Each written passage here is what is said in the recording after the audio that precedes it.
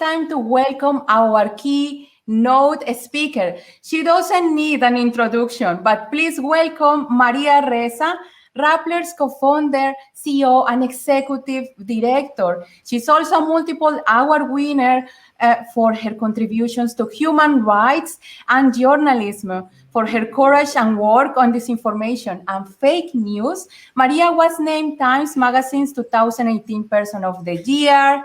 She was among its 100 most influential people of 2019 and has also been named one of the Times most influential women of the century. And last but not least, she is also a nominee for the 2021 Nobel Peace Prize. Maria will tell us more about why freelance journalists are key for the news ecosystem and are also a fundamental part to improve and to promote independence, resilience, and quality in journalism. Maria, welcome. The floor is yours. It's an honor to have you here. It is so good to be here. Thank you so much, Anna.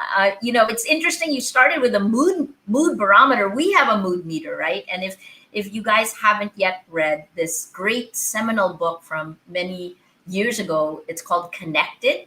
And there's this idea of the 3 degrees of influence rule. Like, believe it or not, every emotion spreads through 3 degrees of influence, right? So if you're feeling happy, your friend will feel happy to a percentage, and then your friend's friend will feel happy because you're feeling happy, and then finally your friend's friend's friend, the third degree, will feel happy because you do. I'll put a link to that. It's one of the key studies that we use to create Rappler in, my gosh, a while ago. So sorry, I got derailed, but I loved your mood barometer. So, and we of course know what's happened globally, right? Like how mood travels through social networks and on social media, it can be catastrophic at times. So let me talk about the 3 things. And, first of all, thank you for asking me to speak to you. I think that this is, Lars said it. Let me start with my 3 points: high risk, high reward, impact, and then redefining journalism. I think that's what you guys are doing every day. And I think if you haven't grabbed that power, how you're handling it, then let me see if I can try to just nudge it in the next 10 minutes. These are just a few thoughts, and I'd love to hear yours afterwards. I think this is the time when people coming together actually create something that we couldn't have figured out on our own. Lars said this. He said, "This time matters." He quoted me to myself. So I'm going to say it again.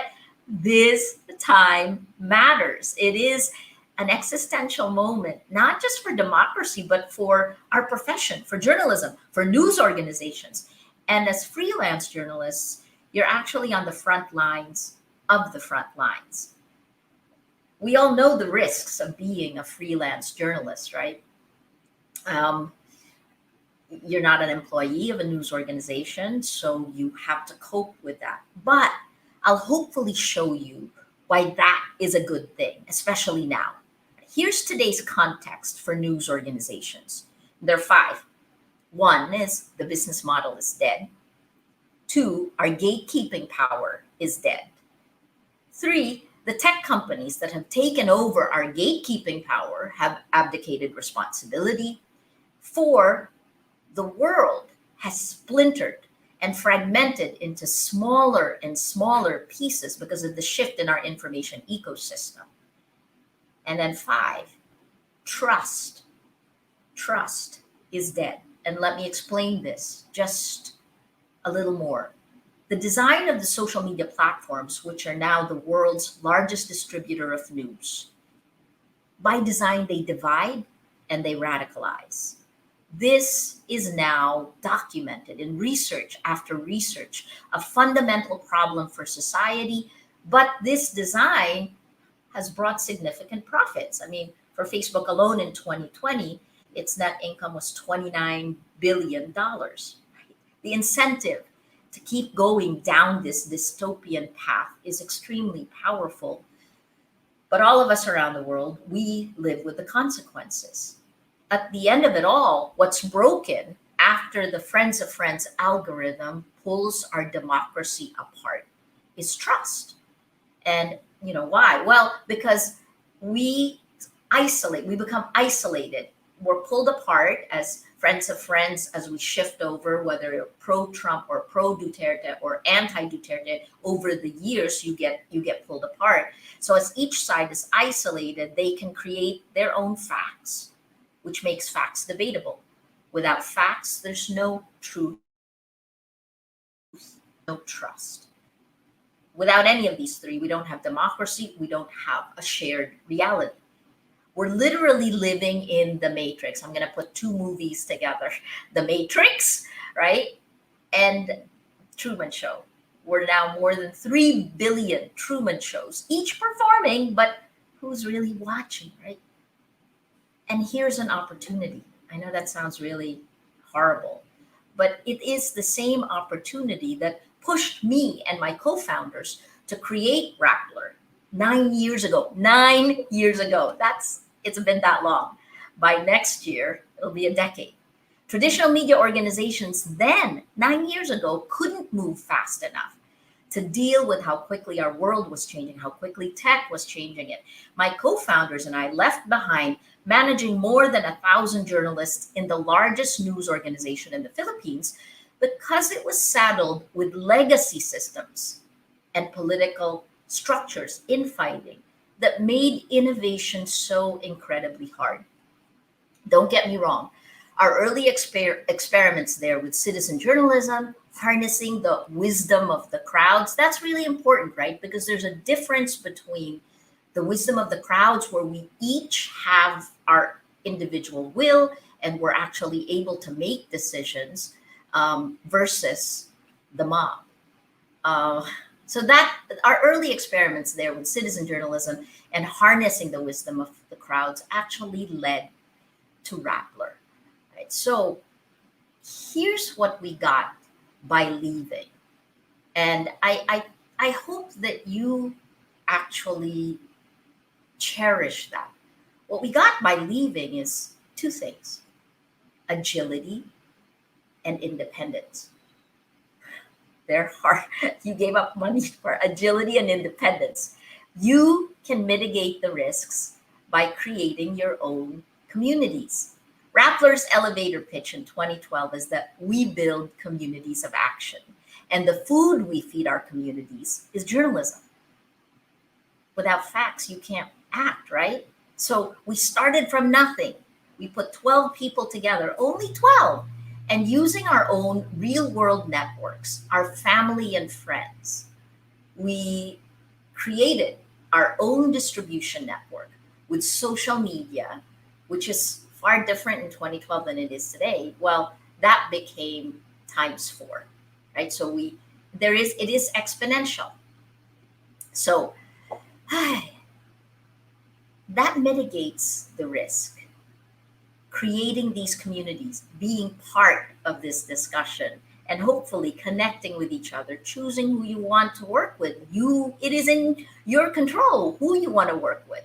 And that will mitigate the risk of being a freelance journalist. And if you do this well, creating your own community, as we're doing in this conference, then you have the seeds for your own success, focused on your own obsessions. Creating a community of freelance journalists is essential, not just for building your own networks, but you know this, because of distribution and reach. That is the part that leads to independence. And here I'm going to use my friend, the indomitable Carol Cadwalader, as an example. There's a reason why the reporter who broke the Cambridge Analytica scandal, perhaps the biggest story in the last few years, right, is a freelance journalist. She's not a tech reporter. She's not based in Silicon Valley. She's not part of any of the power structures. She had a different perspective of legality. And when I asked her why she thought she was the one to break the story, she said, I ignored the rules on what I should have been doing, and the paper wasn't able to tell me no because they don't control my time.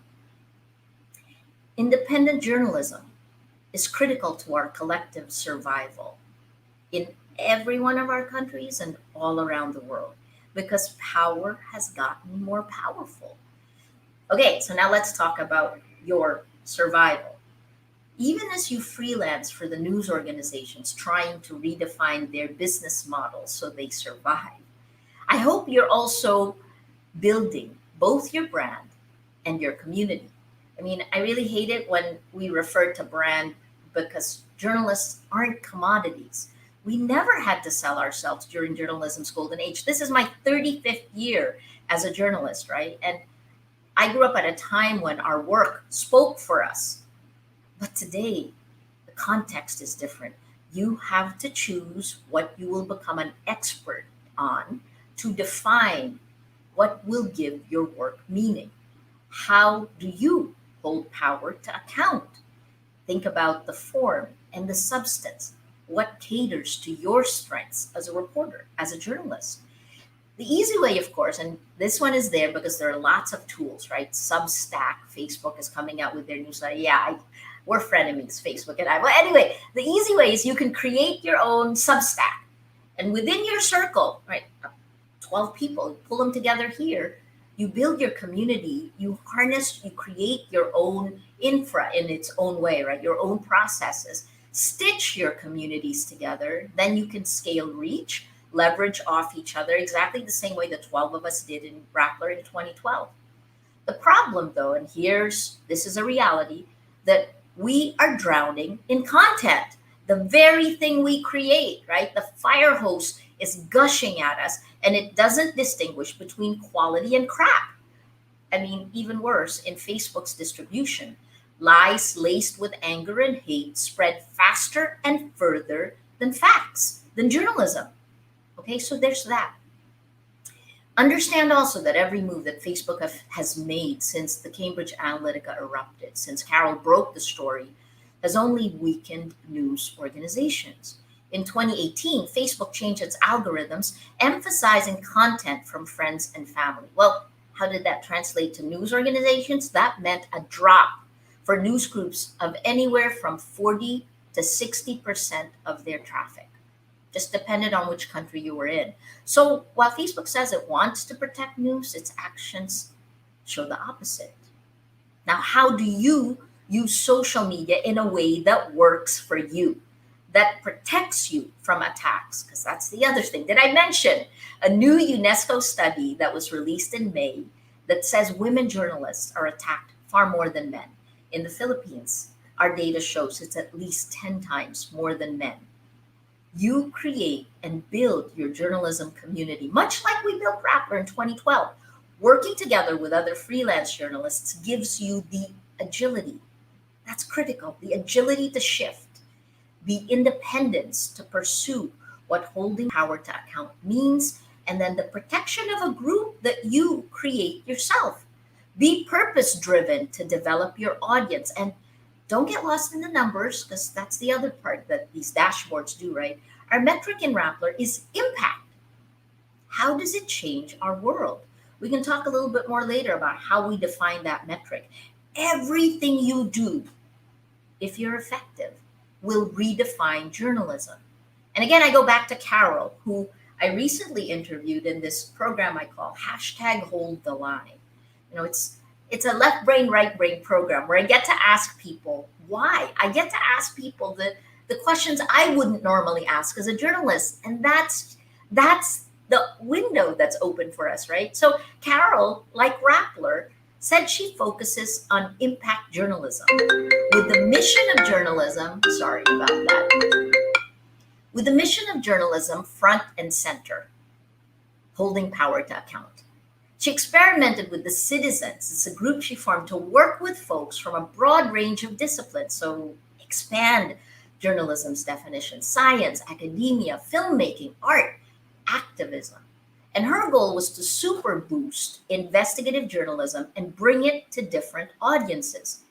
That's how we work together in the Real Facebook Oversight Board, her brainchild. And I'm thrilled to be part of that incredible group of people, along with the woman who coined the phrase surveillance capitalism, Shoshana Zuboff. This is exactly what Move PH, this is a civic engagement arm inside Rappler, does.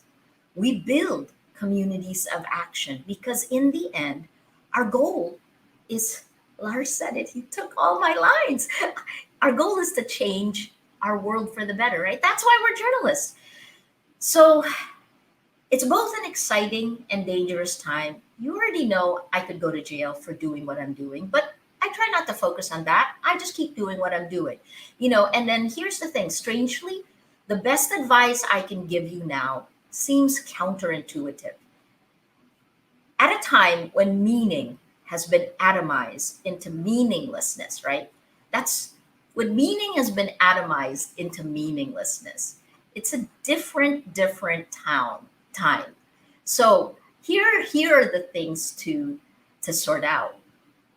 Without meaning, right? When real connections are incredibly rare, you have to take another risk that I know you're strong enough to handle because you're freelance journalists, right?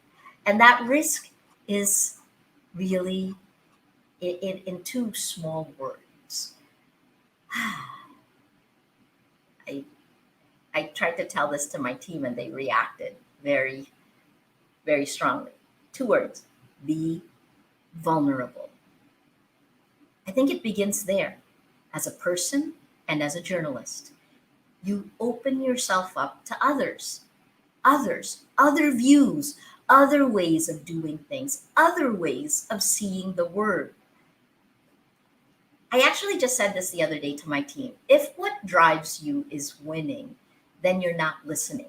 And that is incredibly critical to a journalist today, right? It's critical not just to journalism, but to our democracy. Being vulnerable is not winning or losing, it's having the courage to show up, to be honest, to be yourself when you can't control what happens next. That to me is real courage and the beginning of the real connections and the real networks and the real friendships that will make you succeed. More power to all of us. Thank you.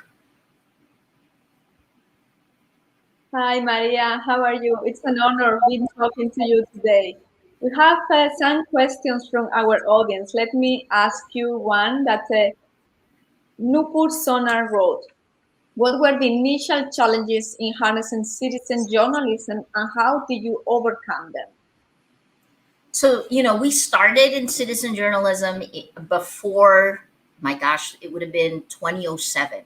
So, very early on, and I was heading the largest news group in the Philippines, and we pivoted, and I just said, we have to try this. And when we did, the initial challenges was creating a process, communicating what it is you're looking for.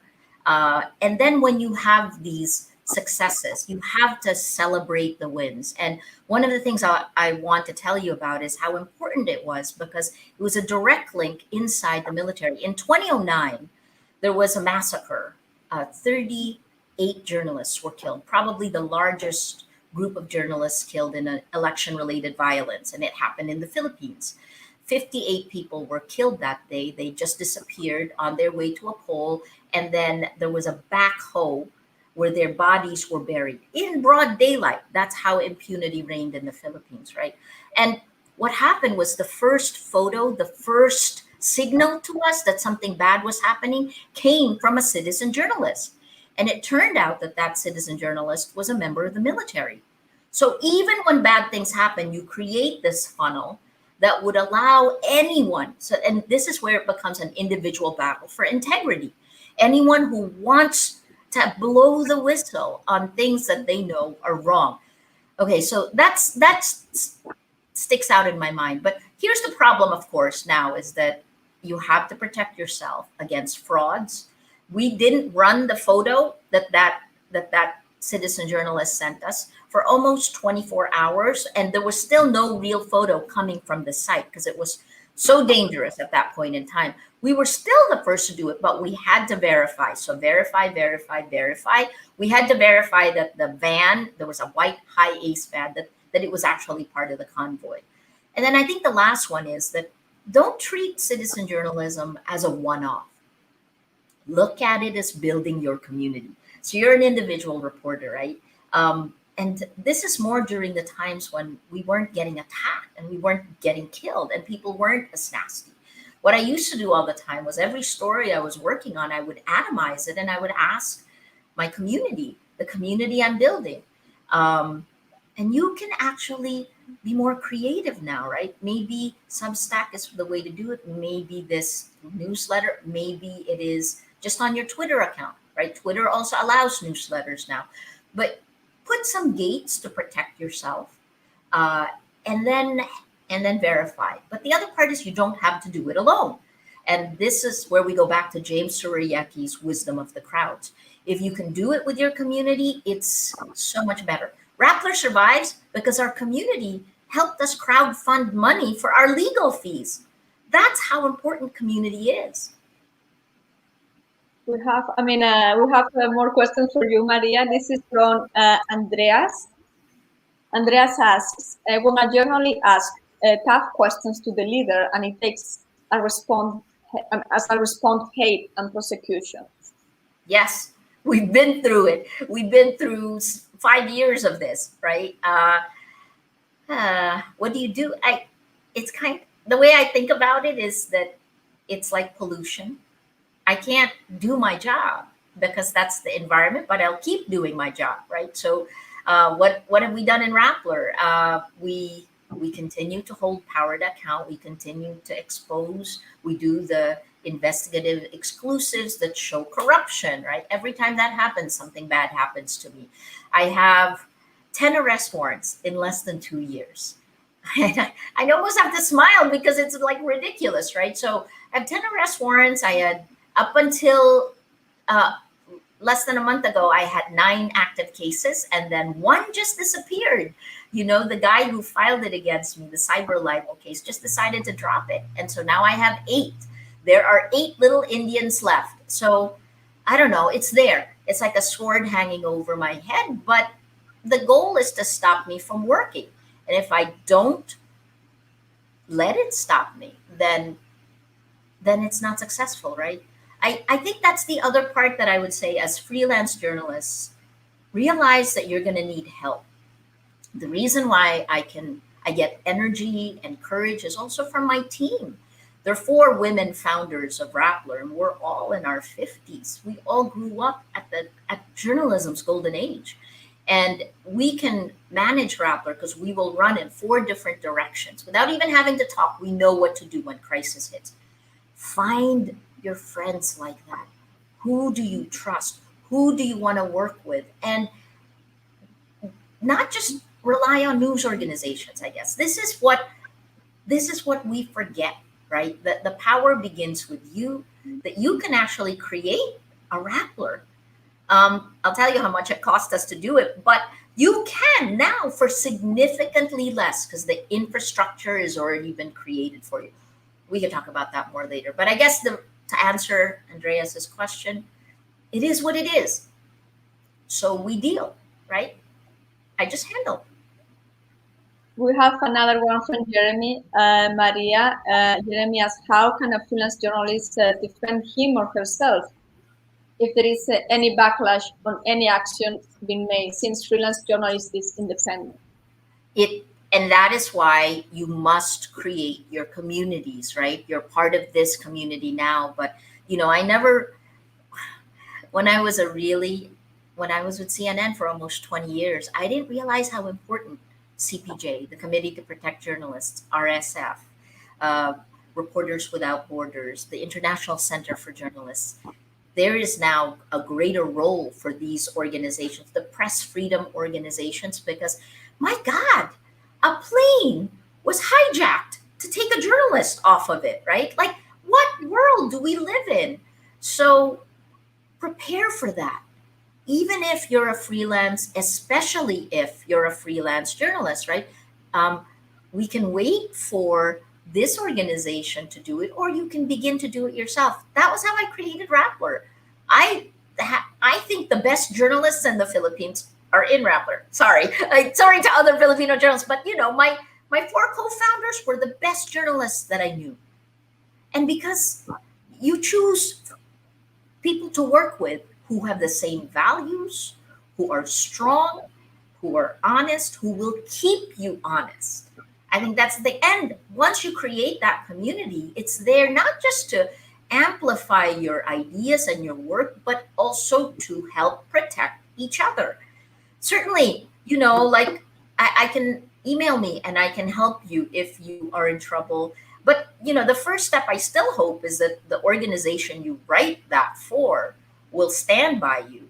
In the case of Carol, again, I'll use her. In the case of Carol, the Guardian stood by all of the stories of Cambridge Analytica, but one of the lawsuits that was filed against her was about her TED Talk. And that then meant that she had to deal with that herself. And you have to create a support group. I have a support group, and the support group isn't just Rappler. And I actually think we can help support each other. We have one more question. I mean, we have many, but due to time, we can ask one more. Maria, this comes from our director, Adam Thomas. Adam asked, Maria, has your increased visibility over the past few years helped or hindered your role? Helped. Has increased visibility helped. It's the Washington Post that said it, right? Democracy dies in darkness. I don't know what would have happened if I didn't shine the light. Look, I think in the Philippines, if you are a large news organization and your business is threatened and you have a lot of other businesses, intimidation may work, right? Because again, it goes down to that power and money thing. I mean, look at our largest newspaper, the Philippine Daily Inquirer. They didn't attack the journalists. They attacked the businesses of the owners. And that's one way, right? So the difference, I think, is that Rappler was created by journalists who don't have any other businesses.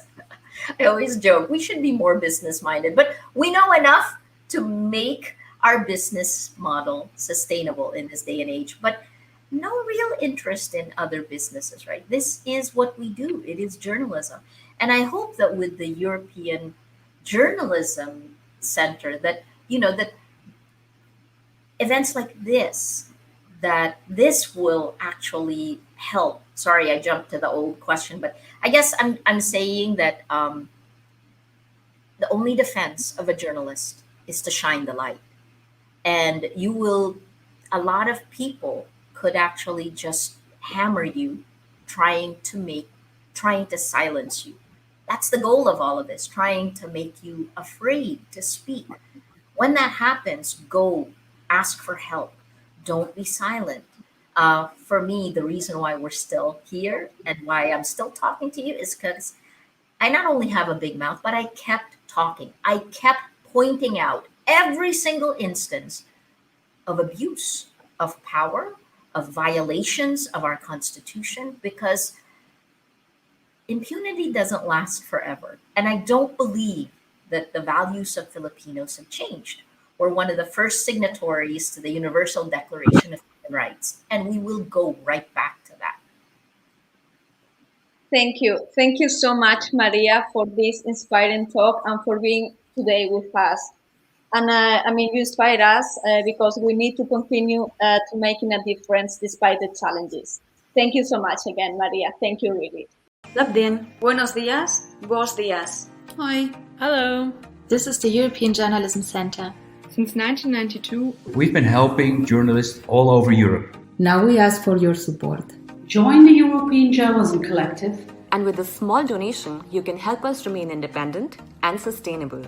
So we can continue supporting journalists just like you. And do even more. And do even more. And do even more.